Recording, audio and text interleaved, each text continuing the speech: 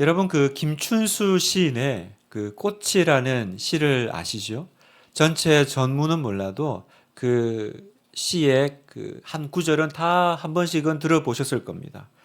내가 그의 이름을 불러 주었을 때 그는 나에게로 와서 꽃이 되었다.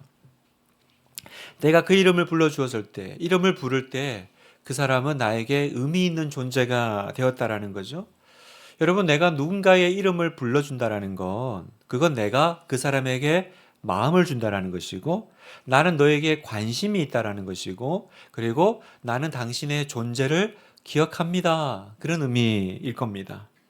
그래서 여러분, 우리가 뭐 예배를 시작하면서 인사했지만, 오랜만에 우리 다시 한번 이렇게 인사하기 원합니다. 우리 정체성을 드러낸 인사가 있었죠. 나는 누구입니다. 내 이름을 알려주시는 우리 옆에 좌우편에 나는 김인용입니다. 자기 이름을 한번 알려주시는 인사를 하겠습니다. 시작. 네, 뭐요라는 얼굴로 쳐다보지 마시고 네, 이름을 꼭 알려주십시오. 아, 이분의 이름이 맞아. 한 2년 전에 그렇게 들었던 것 같아. 네, 다시 올해 좀 이 인사를 좀 해야 될 것 같아요.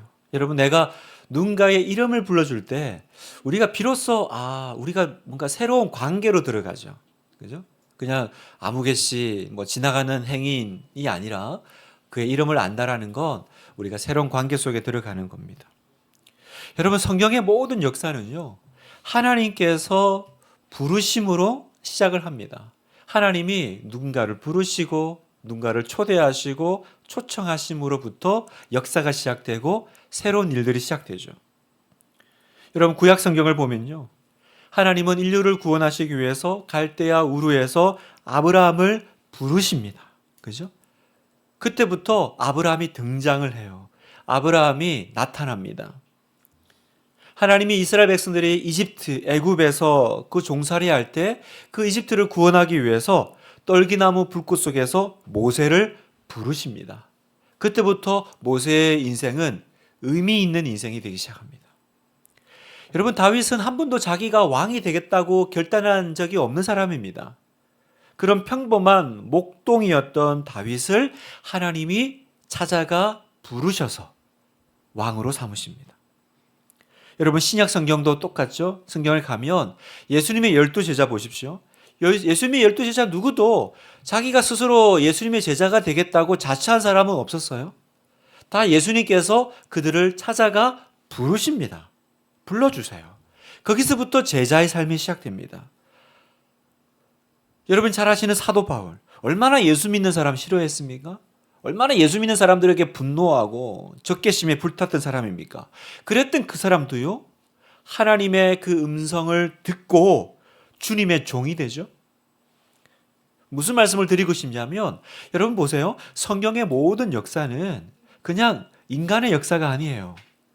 내가 그냥 이렇게 해봐야겠다 결단의 역사가 아닙니다. 여러분, 성경의 모든 그 구원의 이야기, 하나님의 스토리는요, 하나님의 부르심으로부터 시작된다는 걸 기억하시기 바라요. 그 하나님의 부르심에 내가 응답할 때 그분과의 새로운 관계가 이제 나타나는 겁니다. 여러분, 분당 하나교회도 하나님의 부르심에서 시작된 교회입니다. 여러분도 이 교회에 하나님의 부르심 때문에 와 계신 거예요? 그냥 일만성도 파송하고 분립개척 교회를 한다. 그래서 교회를 세우나 보다. 그 일에 내가 한번 용기를 내어서 참여하신 것이 아니라, 나는 그렇게 내가 용기 내어서 시작한 줄 알았는데 사실은 뭐예요? 그 뒤에는 하나님의 부르심이 있었던 거예요. 여러분을 향한, 네가 이 일에, 하나님의 일에, 하나님의 교회를 세우는 이 교회를 개척하는 일에 내가 너를 불러. 거기에 여러분이 부름받아서 이 자리에 오신 겁니다. 하나님이 부르시지 않았다면 여기 계실 분이 없어요. 하나님이 부르지 않았다면 내가 그 부르심에 응답해서 이 예배에 있을 리가 없어요. 새가족 등록 신방을 요즘 하고 있는데요, 우리 새가족들이 오면 제가 꼭 그분들에게 말씀드려요. 성도님은 흘러가는 강물이 아니십니다. 어떻게 하다 보니 목사님 교회를 찾다가 이렇게 설교 말씀 듣다가 흘러 여기까지 왔네요. 여러분, 그렇게 해서 교회 오는 거 아닙니다. 하나님이 여기로 불러 주셨기 때문에 여러분이 이 자리에 계신 줄 믿습니다. 여러분, 우리는 이걸 믿는 거예요. 하나님이 부르셨다. 하나님이 나를 부르셨기 때문에 나는 오늘 여기 있는 거야. 내가 여기 있는 이유는요, 나의 결단이 아닙니다, 여러분. 시작은 나로부터 시작된 것이 아니라 누구로부터 시작됐습니까? 그렇죠. 하나님으로부터 시작된 것을 믿는 여러분 되시기를 축복합니다. 오늘 성경 본문은요, 예수님이 세리 마태를 부르십니다. 하나님이 부르심으로 마태의 인생이 성경에 나타나기 시작했습니다. 마태의 인생이, 그 무의미한 인생이 유의미한 인생으로 바뀌기 시작했어요. 오늘 이 마태를 부르시는 장면을 통해서 하나님의 부르심에 대해서 우리가 한번 살펴보기를 원하는데요. 여러분, 하나님의 부르심은 어떤 부르심일까? 크게 두 가지를 생각했으면 좋겠습니다. 첫 번째, 하나님의 부르심은요, 하나님의 자녀로의 부르심이다라는 거예요. 하나님 우리를 왜 부르십니까? 부르심은 목적이 있겠죠? 부르심은 내용이 있겠죠? 왜 불러요? 그냥 심심해서 불러봅니까? 아니요. 하나님은 나를 구원하시고 나를 하나님의 자녀 삼기 위해서 내 이름을 부르신다라는 거예요. 오늘 성경을 보니까 예수님이 세관에 앉아 있다라는 건 마태의 직업과 신분이 세리라는 겁니다. 세리인 마태를 찾아가서 부르십니다. 자, 9절을 한번 같이 읽어볼까요? 시작. 예수께서 그곳을 떠나 지나가시다가 마태를 하는 사람이 세관에 앉아 있는 것을 보시고 이르시되 나를 따르라 하시니 일어나 따르니라. 나를 따르라 하시니, 마태를 향해서 나를 따르라 부르고 계시죠? 여러분, 여기서 예수님이 나를 따르라 이 말씀의 첫 번째 의미는 뭘까요? 그건 바로 하나님의 자녀로의 부르심에 따르라입니다. 당시 유대 사회에서는요, 세리는 우리가 보는 그런 직업관과 너무 달랐어요. 세리는 아주 당시에 멸시받고 미움받던 직업이고 신분이었습니다. 왜 그러냐면 그 당시가 이제 로마 식민 시대니까요. 그 당시에 그 세금 제도가 어떻게 했냐면 로마 정부가 세금을 걷어들이는 어떤 대행자, 그러니까 세리죠, 한 사람을 정하면요, 그 사람은 그 로마 정부가 정한 일정액만 이렇게 납부를 하면 돼요. 그러면 그 일정액을 로마 정부에 내고 나머지는 다 자기가 착복하는 방식으로 그렇게 허용을 해준 것입니다. 그러니까 이 세리로 임명된 사람들은 어떻게 살겠어요? 어떻게 자신의 재산을 불리겠습니까? 내가 로마 정부에 내는 돈만 내고 나면 나머지는 얼마든지 내가 세를 부풀려서 이렇게 세금을 매길 수가 있는 거예요. 그래서 내고 나머지는 합법적으로, 사실 합법이 아니죠, 그렇게 착취하는 거죠. 자기 백성에게서 이렇게 착취하는 방식으로 자신의 재산을 늘려나갔습니다. 그러니까 사람들이 좋아했겠어요? 정말 그 민족을 배신한 매국노 취급을 받지 않았겠습니까? 그래서요, 여러분, 그 세리는 유대 사회에서 상대할 수 없는 죄인 취급을 받았습니다. 당시 유대 정통법에 따르면요, 세리는 예배를 드리러 회당에 들어올 수가 없어요. 그리고 법정에서 증인으로 서지도 못할 뿐만 아니라 도둑이나 강도나 살인자와 같은 취급을 당했습니다. 그래서 오늘 우리가 읽은 성경 말씀에도 보면 세리를 죄인과 동일시하는 그런 표현이 나오죠. 어디 나옵니까? 11절에 보니까 바리새인들이 보고 그의 제자들에게 이르되 어찌하여 너희 선생은 세리와 죄인들과 함께 잡수시느냐. 세리와 죄인은 그냥 동일 선상에 놓여져 있는 거죠. 자, 이런 직업군에 있는 사람이 바로 세리인데, 그런데 오늘 본문에 보니까 이렇게 무시와 모멸을 당하는 직업을 가진 마태를 예수님이 찾아가 부르시는 거예요. 그리고 나를 따르라 이렇게 초대를 하시죠. 사람들이 볼 때 이해할 수 없는 일입니다. 외적인 자격으로 보면 충격적인 일이에요, 사실은. 세리와 상대하는 일은 없어요. 세리와 대화를 하고 상대하면 나도 이 사람과 같은 부류다라는 취급을 받은 시대입니다. 그런데 왜 예수님은, 다른 사람도 많았을 거 아니에요? 왜 그 중에 하필 마태를, 세리를 찾아가서 말씀하셨을까? 그 이유는 바로 예수님은 의인이 아니라 죄인을 부르러 오신 분이기 때문에 그렇습니다. 13절을 한번 같이 읽을까요? 시작. 나는 의인을 부르러 온 것이 아니요 죄인을 부르러 왔노라 하시니라. 여러분 보세요. 왜 예수님은 그 경건한 바리새인과 서기관들이 있는데 그 사람들을 제자로 부르지 않고 세리 마태를 불렀을까? 여기서 나는 의인을 부르러 온 것이 아니다. 이 말씀은요. 바리새인들은 전혀 죄가 없는 영적으로 건강한 의인들이기 때문에 나는 너희들을 부르러 온 것이 아니라 대신에 죄인인 세리를 내가 부르러 왔다라는 그 말씀이 아니에요. 바리새인들은 죄인이 아니다, 너희는 의인이다 이런 인정이 아니라 사실은 스스로 의인이라고 여기는 사람이라는 거예요. 나는 스스로 의인이라고 생각하는 사람을 부르러 온 것이 아니요, 나는 진심으로 내가 죄인이라고 생각하고 믿는 사람을 만나러 왔다, 이 말씀입니다.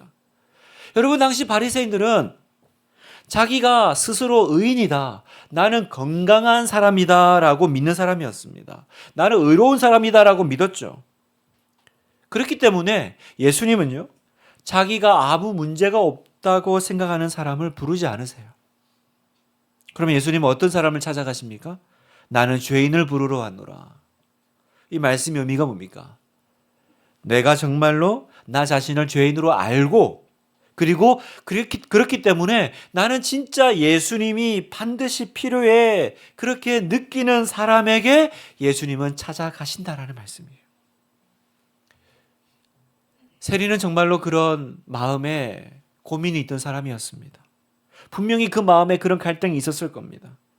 그 당시에 로마의 대리인으로서 그 로마 식민지 사회에서 자기 민족의 세금을 받는 그런 삶을 살고 있지만 그 마태는요, 언제나 그 자신의 그 직업 때문에 괴로웠을 거예요.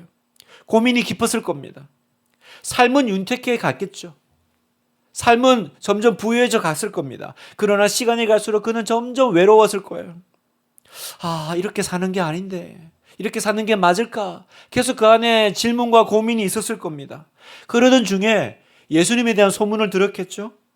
그리고 멀리서 예수님의 그 설교하시는 말씀을 들었을지도 모릅니다. 사람들에게 기적을 베푸는 모습을 봤을지도 몰라요. 그러나 예수님께 다가갈 수는 없어요. 왜요? 나는 누구예요? 나는 이 사회에서 손가락질 받는 죄인 덩어리입니다. 나는 안 돼. 어떻게 감히 나 같은 죄인이 예수님께 갈 수가 있어? 그런 생각이 들었을 거예요. 속으로는 정말 주님을 한번 만나보고 싶고, 저분을 만나면 내 인생에 새로운 인생이 시작되고, 내가 내 인생에 어떤 전환점이 생길 것 같은데, 나의 직업, 또 내가 살아온 인생이 계속 내 발목을 잡아요. 나의 올무가 되어요. 그래서 몇 번이나 아마 가려다가 돌아서고, 찾아가려다가 돌아서고, 나 같은 죄인은 예수님을 만날 수 없어, 그렇게 자포자기하며 살았을지도 모릅니다. 성도 여러분, 예수님은 뭘 보셨어요? 왜 예수님은 그렇게 굉장히 그럴듯하고 경건하고 있어 보이는 바리새인과 서기관들이 아니라 이렇게 손가락질 받고 이렇게 뭡니까? 사람들이 기피하는 세리 마태를 찾아가셨을까? 나는 죄인을 부르러 왔노라. 무슨 말입니까? 그 세리 마태 안에 있는 그렇게 가난하고 낮아진 마음을 예수님께서 보셨기 때문입니다. 마태의 마음이 진짜 그랬는지 아닌지 목사님이 어떻게 아세요? 그런 증거가 있나요? 네, 있죠. 마태의 마음이 정말로 그렇게 가난하고 낮아진 마음으로 살았을 거라는 증거가 여기 본문에 있습니다. 그 근거가 뭡니까? 그 증거는 바로 예수님이 나를 따르라 하실 때 마태는 주저하지 않고 즉시 일어나 따랐다라는 거예요. 9절을 다시 봅시다. 예수께서 그곳을 떠나 지나가시다가 마태라는 사람이 세관에 앉아 있는 것을 보시고 이르시되 나를 따르라 하시니 일어나 따르니라. 여러분, 나를 따르라 그리고 일어나 따르니라, 이 사이에 어떤 시간적인 간격이 느껴지나요? 마태는 고민하지 않고요, 그 말씀에 그냥 벌떡 일어나서 모든 거 버리고 예수님을 따릅니다. 여러분, 한번 생각해 보세요. 다 큰 성인이 자기가 그동안 쌓아왔던 거 그렇게 포기하고 떠나갈 수 있습니까? 나의 직업, 나의 생계 포기하고 예수님이 따른다고 해서 그냥 따라갈 수 있습니까? 여러분, 고민되지 않겠어요? 잠깐만요, 예수님. 제가 정리할 게 있는데요. 잠깐만요. 지금은 조금 아닌 것 같아요. 너무 급하신 것 같아요. 여러분, 애도 아니고요. 다 큰 성인이 가족이 있고 자기 생계가 꾸려야 될 사람이 있는데 그 사람이 마태가 갑자기 이렇게 즉각적으로 따른다라는 거, 이건 어떤 의미입니까? 그가 평소에 얼마나 예수님을 사모했는지, 예수님을 갈망했는지 그 마음을 보여주는 장면이라는 거예요. 그 마음이 없이는 오늘 이 마태 행동을 이해할 수 없는 행동이에요. 나는 자격이 없어서 갈 수가 없는데 그러나 불러만 주시면 나 내 모든 것을 버리고 당장 주님을 따라가겠습니다. 그렇게 마음이 있던 사람이 바로 마태였던 거예요. 예수님은 그 마음을 보셨습니다. 그리고 그 마태를 부르셨어요. 사랑하는 분당 하나교회 성도 여러분, 오늘 이 자리에 우리 가운데 오늘 이 세리 마태와 같은 분 없어요? 나의 지난 과거 때문에 말 못할 나의 과거의 허물 때문에 예수님께 가까이 가지도 못하고 저 멀리 서서 가슴앓이만 하고 계시는 분 없나요? 마치 이 세리의 기도가 내 기도처럼 느껴지는 분 없어요? 누가복음 18장 13절, 세리는 멀리 서서 감히 눈을 들어 하늘을 쳐다보지도 못하고 다만 가슴을 치며 이르되 하나님이여 불쌍히 여기소서 나는 죄인이로소이다. 하나님 불쌍히 여겨주세요. 나는 죄인입니다. 멀리 서서 감히 가까이 나아가지도 못하고. 오늘 이 기도가 여러분의 기도라면, 이 마음이 지금 나의 마음을 대변하고 있다면 사랑하는 성도 여러분, 기뻐하십시오.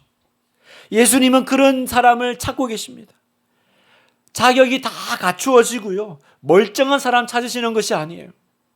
능력 있고 모든 것이 잘 되어 있는 사람 찾으시는 것이 아닙니다. 이렇게 갈망하는 사람이요, 이렇게 심령이 가난해져서 주님 내가 죄인입니다, 나를 불쌍히 여겨주세요, 주님 아니면 저는 더 이상 안 됩니다, 이런 사람을 주님은 찾아가시고 만나 주시는 분이십니다. 사랑하는 성도 여러분, 왜 나는 이런 마음에 예수님을 향한 갈망이 없을까? 왜 내 안에는 예수님을 향해서 이렇게 심각한 어떤 모멘트가 없을까? 어떤 분들은 그렇게 말씀하세요. 목사님, 저도요 울고 싶고요, 저도 믿고 싶습니다. 그런데 눈물이 안 나요. 다른 사람들 예배 시간에 우는 거 잘 이해가 안 되고요, 감격하는 거 저는 잘 모르겠습니다. 느낌이 없어요. 이렇게 말씀하시는 분도 계실 거예요. 왜 그런 줄 아세요, 여러분? 그 이유가 뭘까요? 그 이유는 바로 한 번도 자신을 스스로 죄인이라고 심각하게 느껴본 적이 없기 때문이에요. 한 번도 자신의 죄 문제에 대해서 심각하게 생각해 본 적이 없기 때문이에요. 그래서 예수님이 절대적인 존재로 느껴지지 않는 거예요. 마치 내가 건강하다고 느끼는 사람은 절대로 의사 찾을 일이 없어요. 내가 건강하다고 느끼는 사람은 내가 의사를 찾아갈 일이 없어요. 그러나 성경이 말씀하시는 것이 무엇입니까? 로마서 3장 10절, 기록된 바 의인은 없나니 하나도 없으며, 또 23절에 보니까 모든 사람이 죄를 범하였음에 하나님의 영광에 이르지 못하나니. 뭐라고 말씀하세요? 이 지구상에 의인은 한 명도 없다라는 거예요. 자기가 의인이다라고 스스로 착각하는 사람은 있을지 모르지만 모든 사람이 죄를 범하였음에 다 죄인이라는 겁니다. 마치 자기는 건강하다고 생각하지만 실은 깊은 병이 몸에서 자라고 있는 사람처럼요, 우리는 나 자신이 실은 심각한 죄인이라는 것을 알아야 해요. 나 자신을 심각하게 바라볼 수 있을 때 여러분, 그제서야 예수님이 보입니다. 그제서야 예수님이 심각하게 느껴지기 시작할 겁니다. 아, 내가 주님이 필요한 존재이구나. 내가 정말 예수님을 사랑하고 주님 뜻대로 살고 싶은데 내 지은 죄가 너무 많아. 내 과거가 부끄러워서 예수님께 가지 못하고 내가 이렇게 멀리 서서 울고 있구나. 그걸 내가 깨달을 때 그때 예수님께서 나를 만나주세요. 그래서 예수님이 말씀하신 거예요. 나는 의인을 부르러 온 것이 아니요 죄인을 부르러 왔노라. 계시록 3장 20절 말씀입니다. 우리 같이 한번 읽어보겠습니다. 시작. 볼지어다 내가 문 밖에 서서 두드리노니 누구든지 내 음성을 듣고 문을 열면 내가 그에게로 들어가 그와 더불어 먹고 그는 나와 더불어 먹으리라. 누구든지 내 음성을 듣고 문을 열면 내가 그에게로 들어가 그와 더불어 먹으리라. 이 말씀의 의미는요, 예수님과의 만남은 너무나도 개인적이고 너무나도 실제적이다라는 거예요. 마치 이렇게 들어와 식사를 한다라는 건 뭐예요? 우리가 누군가를 초대해서 같이 밥을 먹는다라는 건 너무나도 가까운 친밀한 관계가 된다라는 거죠. 여러분, 주님과의 만남은요, 추상적이지 않아요. 만난 것 같아. 뭐 그런 느낌이 있어. 그게 아니라 여러분, 누구든지 주의 이름을 부르는 자, 누구든지 나는 죄인입니다, 주님. 나를 만나주세요. 나는 죄인을 부르러 왔노라 말씀하신 주님은 오늘 그 주님 앞에 간절한 마음을 가지고 나온 사람을 만나주시고, 만나주실 뿐만 아니라 내가 그에게로 들어가 그와 더불어 먹으리라. 나는 너와 교제하기를 원한다. 나는 너의 상처를 어루만져 주기를 원해. 다른 사람 필요 없다. 나는 너만 있으면 된다. 나를 따라오지 않겠니? 내 손 잡고 나와 함께 걸어가지 않겠니? 주님께서 오늘 우리에게 물으시는 거예요. 이것이 여러분, 하나님이 우리를 자녀로 부르시는 하나님의 부르심입니다. 사랑하는 성도 여러분, 오늘 이 아침에 이 하나님의 부르심에 대답하시기를 축복합니다. 그렇습니다, 주님. 저는 아무것도 아닙니다. 나는 고개를 들어 기도할 만한 자격도, 예배드릴 자격도 없는 사람입니다. 다만 나는 죄인입니다. 다만 나를 긍휼히 여겨 주시옵소서. 그렇게 우리가 마태처럼 나아가면 주님은 나를 불러주시고 그 사람 오늘 예수님 만나고 하나님의 자녀로서의 새로운 인생이 시작되게 하실 줄 믿습니다. 하나님의 자녀로서 시작되는 이 놀라운 부르심에 응답하시는 여러분 되시기를 축복합니다. 두 번째 부르심의 의미는 우리를 제자로 부르시는 거예요. 제자로 부르십니다. 여러분, 예수님은 마태를 하나님의 자녀로 부르실 뿐만 아니라 예수님의 12제자 중 한 명으로 부르시죠. 그래서 마태는 예수님의 제자가 됩니다. 아니, 생각해 보세요. 사람이 없겠어요? 그 당시에 유능한 사람이 없겠습니까? 자격으로 따지면요, 세리보다 정규교육 잘 받은, 고등교육 잘 받은 서기관들, 바리새인들 뽑으면 훨씬 제자일 잘하지 않겠습니까? 여러분, 기업에서도요, 우리가 세상에서도 직원 뽑을 때 어떤 사람 뽑아요? 능력 있는 사람, 스펙 좋은 사람. 그게 당연히 세상의 기준이고 인지상정 아니겠어요? 그런데 놀랍게도 예수님은 그 당시에 경력직, 스펙 좋은 바리새인과 서기관 중에는 한 명도 없어요. 예수님의 제자가. 오히려 사람들이 전혀 기대하지 않았던 사람, 오히려 모든 사람들이 도외시했던 그 세리 마태를 찾아가서 나를 따르라 제자로 부르고 계신다라는 겁니다. 여러분, 이게 하나님의 부르심의 특징입니다. 하나님 부르심의 특징이 여기 있어요. 여기서 우리가 분명히 한 가지 알 수 있는 사실은요, 하나님은 사람을 취할 때, 부르실 때 결코 외모, 다시 말해서 겉으로 보여지는 어떤 조건들을 보시지 않는구나. 우린 이걸 깨닫습니다. 여러분, 예수님의 12제자를 보세요. 여기 도시 출신들 거의 없습니다. 예루살렘, 그 당시에 가장 신세대, 도시. 다 보면 그런 사람은 없고, 갈릴리, 시골, 빈민가 출신 사람들. 학문적으로 대단한 사람 없습니다. 사회적으로 미천한 사람들이 예수님의 제자들의 대부분의 출신 성분이었습니다. 그렇다면 우리는 이렇게 궁금하죠. 그럼 예수님은 도대체 뭘 보시는 걸까? 예수님은 뭘 보고 이 사람을 그 수많은 사람 중에 당신의 12제자로 뽑으셨던 걸까? 사랑하는 성도 여러분, 예수님은요, 하나님은 우리의 학벌이나 우리의 지식이나 우리의 경험이나 지위나 재산 보시지 않으세요? 하나님이 우리 안에 보시는 건 단 하나, 우리의 중심과 우리의 마음을 보신다는 거예요. 사무엘상 16장 7절에 보니까 여호와께서 사무엘에게 이르시되 그의 용모와 키를 보지 말라. 내가 이미 그를 버렸노라. 내가 보는 것은 사람과 같지 아니하니 사람은 외모를 보거니와 나 여호와는 중심을 보느니라. 사람의 기준은 뭐예요? 용모와 키, 외모, 뭡니까? 스펙, 보여지는 것들, 선천적으로 가지고 태어난 것들, 그런 것들을 보지만 하나님은 뭘 보세요? 중심을 보신다. 마음을 보신다. 여러분, 그렇다면 우리는 또다시 질문합니다. 그럼 도대체 하나님이 보시는 중심이 뭐예요?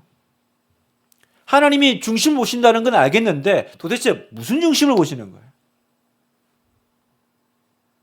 여러분, 우리가 한 가지 이렇게 항상 주님의 일을 하면서 또 이렇게 살아가면서 착각하는 것이 있습니다. 그게 뭐냐면 내가 능력이 없어서 쓰임받지 못한다라는 착각이에요. 내가 능력이 없어서. 여러분, 이건 진짜 잘못된 생각이죠. 왜요? 여러분, 하나님 입장에서 한번 생각해 보세요. 하나님은 전지전능하신 분이시잖아요. 하나님은 전능하시고 전지하신 하나님이시잖아요. 그분에게 필요한 것이 뭐겠습니까? 여러분의 능력일까요? 그 전지전능하신 분에게 우리의 능력이 필요할까요?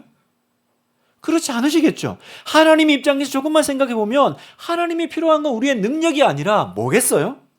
전적으로 하나님을 의지하는 마음, 겸손하게 주님을 의지하면서 나 자신을 내어놓고 나를 따르라 그랬을 때 그 부름에 순종할 수 있느냐, 그게 하나님께 필요한 거 아니겠어요? 그래서 여러분, 고린도전서 1장 26절에 보면 교회를 향해서 사도 바울이 이렇게 가르쳐 주십니다. 형제들아, 너희를 보라. 너희를 부르심을 보라. 육체를 따라 지혜로운 자가 많지 아니하며 능한 자가 많지 아니하며 문벌 좋은 자가 많지 아니하도다. 그러나 하나님께서 세상에 미련한 것들을 택하사 지혜 있는 자들을 부끄럽게 하려 하시고 세상에 약한 것들을 택하사 강한 것들을 부끄럽게 하려 하시며 하나님께서 세상에 천한 것들과 멸시받는 것들과 없는 것들을 택하사 있는 것들을 폐하려 하시나니. 이게 하나님의 방식이라는 거예요. 이게 하나님의 부르심의 특징이라는 거예요. 너희들 봐. 하나님의 부름받은 여러분의 부르심을 봐. 너희 중에 잘난 자, 강한 자, 학벌 좋은 자, 문벌 좋은 자, 대단한 집안 배경, 그렇게 쓰임받았니? 하나님이 그런 사람 불러 쓰셨니? 그러지 않지 않느냐. 오히려 약한 자 들어서 하나님 영광 드러내고, 그죠? 부족한 자 쓰셔서 하나님이 하셨다라는 고백 받으시고. 그러면 여러분, 오늘 우리가 주님 앞에 부름받고 예수님의 제자로 부름받고 하나님의 도구로 쓰임받기 위해서 오늘 우리가 갖춰야 될 건 뭘까요? 여러분, 세상은 이 얘기합니다. 네가 세상에 쓰임받고 갖춰야 될 것은 경쟁력이다라는 거예요. 경쟁력. 남들보다 더 탁월하고 뛰어난 능력. 그래서 오늘 우리는 우리 아이들을 학원을 보내고 좋은 대학을 가야 되고 좋은 직업을 얻게. 왜요? 경쟁력이 중요하니까. 여러분, 하나님의 교회, 하나님의 나라의 특징은 뭡니까? 경쟁력이 아니라 순종력입니다. 순종력입니다. 하나님의 말씀에 순종할 수 있느냐? 하나님의 부름에 순종할 수 있느냐? 너는 나를 따를 수 있겠니? 그 말씀에 순종해서 내 주님하고 벌떡 일어날 수 있는 사람. 하나님은 그 사람을 쓰시는 거예요. 그리고 순종하면 그 다음은 하나님이 그 일을 이루십니다. 너희 안에 착한 일을 시작하신 그가 그리스도 날까지 그 일을 이루시리라. 하나님이 책임지신다. 하나님은 당신의 부름에 순종한 사람을 책임지신다라는 거예요. 그래서 여러분, 우리는 조금 이제 신학적인 그 용어로 이 단어를 이렇게 불러요. 효력 있는 부르심. 그냥 알아만 두세요. 그냥 효력 있는 부르심. 무슨 말이냐면 하나님의 부르심은 무조건적인 효과가 난다는 거예요. 마치 여러분 좋은 약을 먹으면 내 상태와 상관없이 효과가 나는 것처럼. 그죠?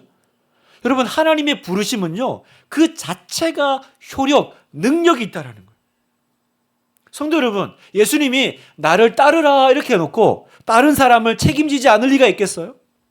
따르라 해놓고는 근데 내가 네 인생을 책임질 수도 있고 안 질 수도 있어. 이렇게 말하면 이런 분 우리가 어떻게 따라가겠어요? 여러분, 이렇게 말한다면 사람이야. 그렇게 말할 수 있지만 하나님이시잖아요. 하나님의 아들이 이렇게 말하면 어떻게 하나님의 아들이시겠어요? 나를 따르라 말씀하셨을 때는 순종하면 내가 책임진다. 순종하면 내가 보장한다는 뜻입니다. 그 연예인 주병진 씨가 있죠. 그분이 예전에 한번 TV 프로그램에 혼자 지금 사시잖아요. 그래서 그 강아지를 키우는 프로그램을 한번 진행한 적이 있어요. 그래서 웰시콕입니까? 강아지 3마리를 키웠는데 이분이 얼마나 무심한지 강아지 이름을 대중소로 지었어요. 그냥 대중소. 제일 크기로 보고 제일 큰 놈은 대, 중간 사이즈는 중, 마지막은 소. 근데 이 소가요, 작아서 그런지 항상 약해. 항상 뭔가 뒤처지고 먹이 먹을 때도 항상 덜 먹고 이렇게 겁이 많고. 근데 이제 제가 그 프로를 보니까 한 번은 이렇게 강아지를 한 마리씩 이렇게 테이블 위에 올려놓고 자 뛰어 이렇게 하는 거예요. 그 주인이. 그랬더니 대와 중은요 조금 멈칫하다가 그냥 바로 뛰어요. 힘이 있으니까, 능력이 있으니까 벌쩍벌쩍 뛰어요. 근데 이제 이 주병진 씨가 마지막 소를 이제 올려놓고 자 뛰어라. 그런데 사실은 보니까 주병진 씨가 안 믿는 거예요. 왜냐하면 이 애가 평소 겁이 많고 약하고 보잘것 없으니까 얘가 뭐 뛰겠나. 그런데 그냥 한번 실험 삼아 올려본 거예요. 그런데요, 그 영상에 보니까 그 소가요, 개예요. 소가 아니고 개가. 이름을 소로 지었네, 생각해보니까. 그 소가 쭉쭉 하더니 갑자기 펄쩍 뛰는 거예요. 그랬더니 이 주변진 씨가 본인이 놀래가지고 받는 거예요. 왜냐하면 자기는 얘가 뛸 거라고 생각을 안 했는데 뛰어버리니까 그때부터 이제 이 사람이 놀란 거예요. 펄쩍 받으면서 나중에 이제 이 에피소드를 두고 이제 이분이 인터뷰를 하시는데 이렇게 얘기하는 거예요. 얘가 나를 신뢰하는구나. 얘는 내가 받아줄 줄 어떻게 알았을까? 그래, 네가 나를 믿으면 나도 너를 믿으마. 그 후로 이 녀석이 눈에 들어오기 시작했습니다. 이렇게 인터뷰를 하더라고요. 여러분, 오늘 주님께서 세리 마태에게 나를 따르라. 그랬더니 마태가 벌떡 일어나서 주님을 일어나 따랐습니다. 사랑하는 성도 여러분, 하나님은 그때부터 그 사람 주목하셔요. 얘는 어떻게 일어나서 나를 따를까? 어떻게 일어나서 따를까? 네가 나를 신뢰하는구나. 그래서 뛰어내린 거지? 그래서 나를 따르는 거지? 그러면 이제부터는 내가 너를 책임지마. 그때부터 이 녀석이 내 눈에 들어오기 시작했습니다. 여러분, 하나님은 하나님을 따르는 사람을 책임지십니다. 여러분, 이것이 주는 힘이 무엇입니까? 이제 하나님의 부르심에 순종한 사람은 하나님이 책임지실 거니까, 하나님이 받아주실 테니까, 이제 내가 하나님의 뜻대로 살지 못할까 봐, 내가 실패할까 봐 두려워하지 않아도 된다는 거죠. 왜요? 내가 떨어지면 누구 책임이에요? 받지 못한 주인 책임인 것처럼 하나님 책임이니까. 얼마나 놀라운 힘입니까, 여러분? 여러분, 마태가 훌륭해서 제자가 된 게 아니라는 거예요. 여러분, 기억하셔야 돼요. 예수님의 부르심이 강력한 효력이 있는 부르심이기 때문에, 그 부르심이 능력 있는 부르심이기 때문에 그 부르심에 순종하니 마태가 예수님의 제자로 성공한 것입니다. 그의 과거는 이제 더 이상 아무런 효력이 없었어요. 왜요? 예수님의 부르심이 더 큰 효력이 있었기 때문에. 그래서 여러분, 많은 그 세리와 죄인들과 창기들이 그 마태를 볼 때마다 힘을 얻지 않았겠어요? 야, 우리의 희망의 증거야. 마태를 봐. 저 사람도 예수님의 제자가 되네. 야, 저 사람도 하나님의 자녀가 되네. 우리도 희망이 있어. 사랑하는 성도 여러분, 여러분이 죄인들의 희망이 되시기를 축복합니다.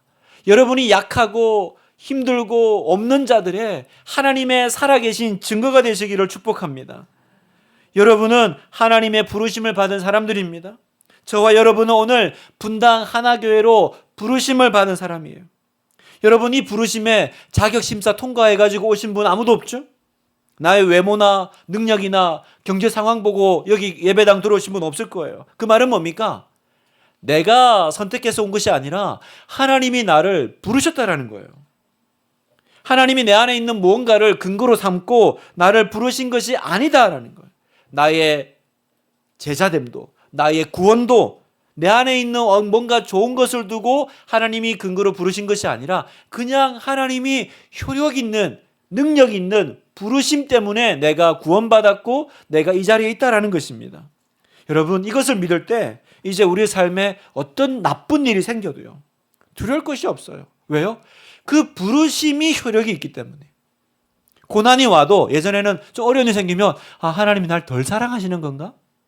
이제는 그런 염려가 없어요. 왜요? 어차피 처음부터 내 자격 보고 나를 부르시고 선택하시고 제자 삼은 것이 아니니 나중에 내가 조금 못한다고 그 하나님의 부르심이 취소되거나 무효되지 않을 걸 믿기 때문입니다. 그래서 여러분, 이 부르심을 아는 사람은요, 자신감이 있어요. 아무리 힘들고 어려워도요, 하나님이 나를 부르셨네? 이 자부심이 있는 거예요. 말씀을 마무리하면서요, 여러분, 성경은 이야기합니다. 하나님의 부르심에는 후회하심이 없다. 하나님의 부르심에는 후회하심이 없다. 로마서 11장 29절 같이 한번 읽겠습니다. 시작. 하나님의 은사와 부르심에는 후회하심이 없느니라. 하나님은 여러분 불러놓고 후회 안 하십니다. 얘네들을 분당 하나교회로 잘못 불렀다. 내가 너를 하나님의 백성으로 부른 걸 후회한다. 예수님이 마태를 불러서 제사 삼았다가 내가 그때 눈에 뭐가 씌었나? 그때 왜 그랬지? 이러지 않으셨을 거라는 거예요. 이러지 않으셨어요. 왜 후회가 없을까요? 후회할 수 있지 않겠어요? 우리도 그러잖아요. 뭐 해놓고 결정해놓고 후회할 일이 있는데 왜 하나님의 은사와 부르심에는 후회가 없을까? 왜냐하면 처음부터 내 조건과 자격 보고 부르시고 선택한 것이 아니니까. 그러니까 내 조건과 자격은 하나님의 후회하심을 만들어낼 수 없는 겁니다. 하나님은 분당 하나교회를 세우신 것을 후회하지 않으시고 하나님은 여러분을 성도로 부르신 것을 후회하지 않으십니다. 그러니까 우리는 어떤 담대함이 있어요? 나는 버림받지 않는다라는 담대함이 있는 거예요. 나는 버림받지 않아. 예전에 제가 한 드라마를 봤는데요, 그 드라마 여주인공이 아이 때 그 아빠하고 기차를 타고 이렇게 가는데, 옛날 기차는 그랬잖아요. 역 중간에 이렇게 서면 그 여기 잠깐 내려가지고 그 가락국수, 가락우동입니까? 그 먹잖아요. 그래서 그 이제 드라마가 이제 옛날 그 시대를 보여주면서 그 아빠가 이제 자기 딸한테 얘기하는 거예요. 누구야, 맛있는 거 먹을래? 그랬더니 잠깐 기다려 하고는 이제 빨리 이제 뛰어 내려가서 그 간이역에서 이제 이제 우동을 이제 주문하고 있는 거예요. 그런데 아빠가 지금 돌아오지 않고 기차를 타지 않았는데 갑자기 기차가 이제 스글스글 이제 출발하려고 움직이는 거예요. 아빠는 안 돌아왔어요. 그랬더니 이제 이 딸아이가 막 울기 시작해요. 아빠 안 탔는데, 아빠 아직 안 탔는데, 막 그렇게 막 펑펑 울고 있는데 그때 아빠가 짠 하고 이제 우동을 들고 나타난 거죠. 얘가 이제 아빠 보고 막 그래요. 아빠 안 탄 줄 알았잖아. 기차 떠나는데 아빠 안 탄 줄 알았잖아. 그때 아빠가 얘기합니다. 아빠가 널 두고 딸 두고 어디 가겠니? 제가 그 드라마를 보면서 눈물이 많이 났어요.